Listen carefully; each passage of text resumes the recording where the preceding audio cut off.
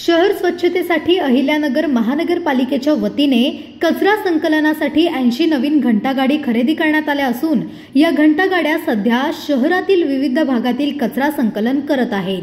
परंतु काही नागरिक कचरा घंटागाडीत न टाकता रस्त्यावर टाकताना आढळून आले। अहिल्यानगर शहरात सध्या महानगरपालिकेच्या वतीने स्वच्छता मोहीम हाती घेण्यात आली आहे।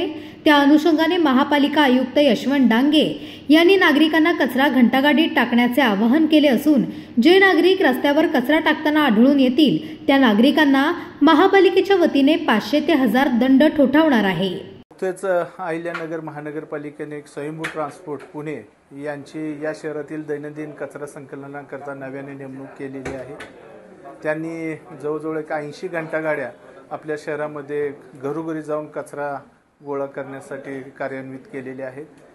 या घंटागाडीला सर्व नागरिकांना माझी विनंती आहे की सकारात्मक पद्धतीने आपण प्रतिसाद दिला पाहिजे आणि या घंटागाडीमध्येच आपण आपला कचरा टाकला पाहिजे।